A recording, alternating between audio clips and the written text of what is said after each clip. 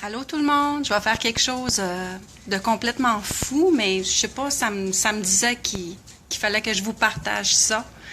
J'ai lu il y a quelque temps dans la Bible l'histoire de Jonas.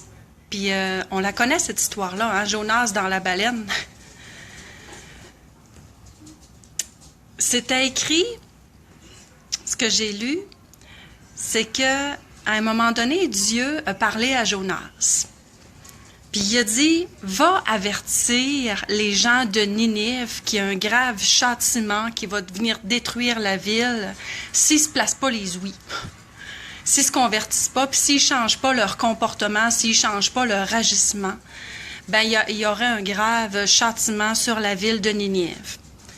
Fait que là, Jonas, dans tous ses états, non, je ferai pas ça, c'est pas vrai, je peux pas être le missionnaire de ça, non. Fait qu'il a décidé qu'il se cachait de Dieu. Va donc te cacher, toi.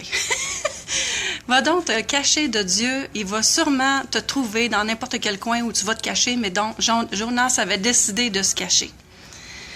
Fait qu'il est parti, il s'est sauvé, il a pris un bateau, il s'est caché dans le fond du bateau, puis à un moment donné, il y a eu une méga tempête, là, mais tempête là, incroyable.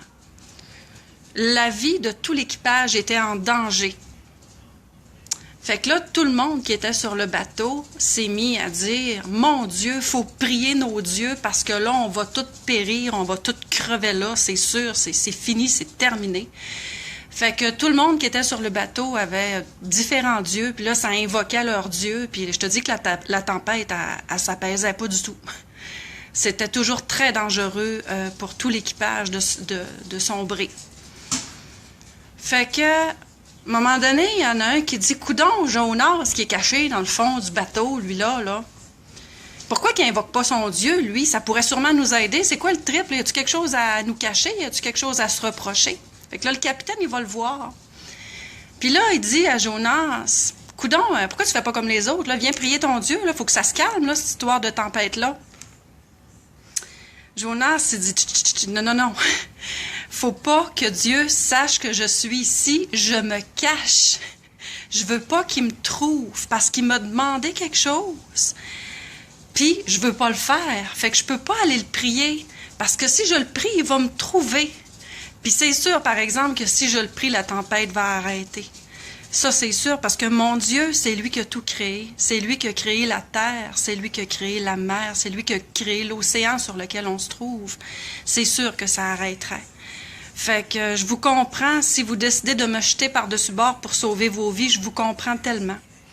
Fait que là, je m'en rappelle pas c'est quoi qui s'est passé, si c'est lui qui s'est tiré en bas du bateau pour sauver l'équipage, ou si c'est l'équipage qui l'a jeté par-dessus bord, je m'en rappelle pas. Mais cette histoire-là me lâche pas ces jours-ci. Et puis là, il s'est tiré en bas du bateau, ou il s'est fait tirer en bas du bateau, puis là, il s'est fait avaler par le fameux gros poisson. La fameuse baleine, le Jonas dans la baleine. Puis là, il a passé 3 jours dans les entrailles de ce poisson-là. Puis là, c'était terrible. Oh, il trouvait ça terriblement pénible et difficile. Il a vécu vraiment son désert dans le cœur, dans un trip du poisson.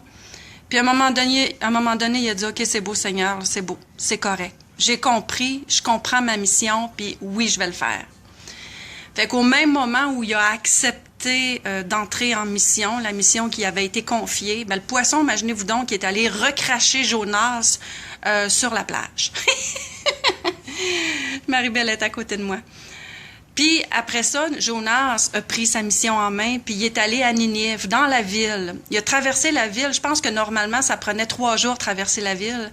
C'est rien que juste s'il l'a pas traversé en une journée, puis il a averti tout le monde, convertissez-vous, changez vos comportements, parce que sinon, il va y avoir un grave châtiment, puis la ville va être détruite.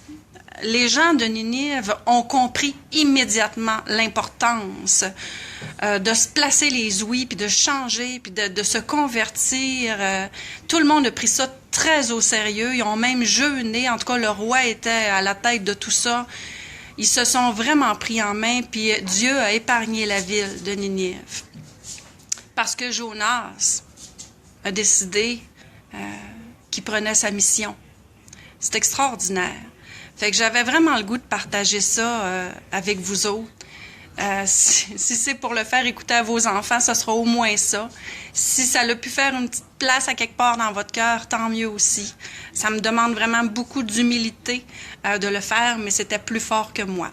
Fait que sur ce, je vous souhaite une union de prière, puis on reste, excusez. Je t'ai émue. Salut.